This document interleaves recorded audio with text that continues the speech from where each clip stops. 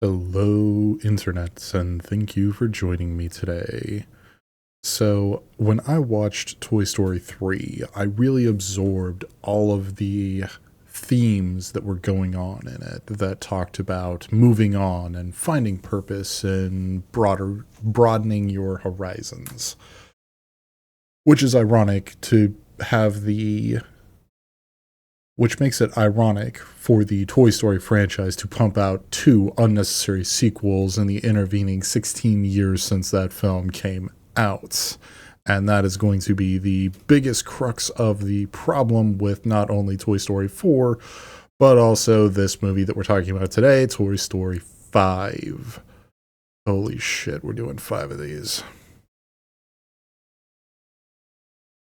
Okay, I'm going to try to keep this as short and sweet as I can because, truthfully, there is not a whole lot of plot to this movie. I mean, there is, but there kind of isn't. It's a strange thing. Let's get into it. So we start off the movie with Bonnie from the previous movies being a total fucking loser who doesn't have any friends, and as she has no friends, her irresponsible parents decide that the best thing for her is to go ahead and just get her an iPad, or a legally distinct not iPad, whatever that thing is called. I think the character's name was Lily. Yeah, the thing has character, because as a toy in Toy Story, it definitely has character. Any Hooters, the iPad shows up and the kid all of a sudden doesn't want to play with the toys anymore, only wants to play with the iPad. And once we establish that the iPad is there trying to make Bonnie some friends, because she's a friendless loser, remember, we are treated to it's not exactly a road trip, but in all of these movies, for one reason or another, they always have to leave the child's room or the place that the child is at and go on some kind of adventure, only to wind up back with that child, or in the case of Toy Story 3, a different child. So it's essentially a very standard Toy Story plot where we have all of the same main characters that we have had since Toy Story 2. With the exception that in this movie, they decided that they didn't want Bo Peep anymore, so they write her out of the movie for a significant chunk. She basically is only a cameo, which is kind of funny only because she's such an integral part of Part 4. Anyway, I'm not going to get too heavy on the plot details here. That's just the bare bones plot. They have to go on an adventure to stop the evil iPad from being an evil iPad. And there's a big theme of Bonnie growing up too fast and technology accelerating that process, which I kind of get, but that's a weird message to put in this movie because they don't demonstrate it with Bonnie herself. They bring in this new character who, again, is a friendless loser child that lives on a farm, and that is exemplified with that child. And I don't understand why this is so prevalent in the narrative, because that kid doesn't have the iPad.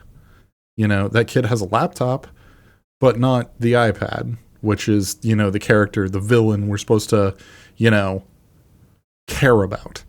Although this is modern Disney, so not only can we not have a male lead that's competent, we can't have a romance subplot, and we cannot have a true villain that's just evil because they're evil, or even misunderstood because, they take villainous actions.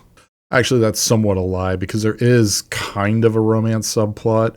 Buzz is trying to I guess get married to Jessie. I don't know how toy marriages work, but I mean, they're functionally immortal, so I guess Till Death Do Us Part becomes a much bigger deal because there is no death. However, I couldn't help but remember back to Toy Story, what was that, Toy Story 2 or Toy Story 3, that they basically were established to be a thing already.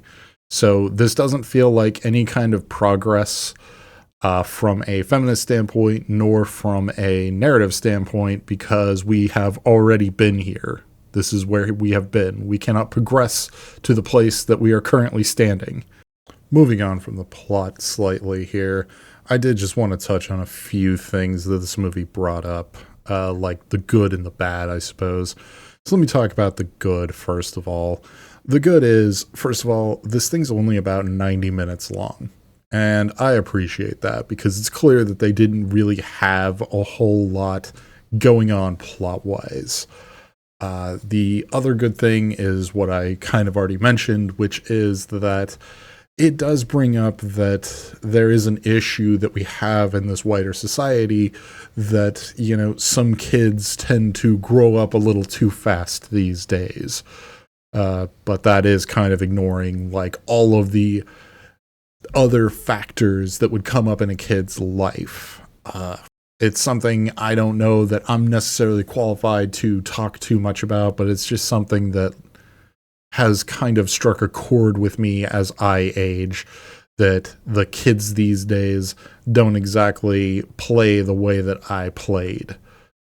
You know, I think that this could have been done possibly better when the medium was still young and we were able to do it with a video game rather than, you know, this iPad thing, because the iPad thing actually, it thinks it's helping. Like, that's the whole villain thing, is that, oh, I'm helping her make friends because I have a messenger app that I can talk to all these kids. But then, oh no, being able to message other kids means that other kids can cyberbully me for being a friendless loser.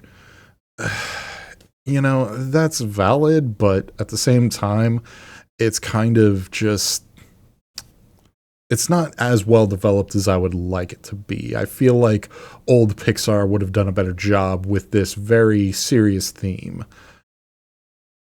But moving on to the bad, which I guess I already broke the seal on, this movie is just so unnecessary. While I was watching it, I really couldn't get past that idea that this would have been better if I wasn't watching Jesse and Buzz and Woody do this. Like, maybe keep Jesse in because the emotional climax of the movie actually has a lot to do with her, which, you know, I actually liked that part with Jesse. I'm going to take that back.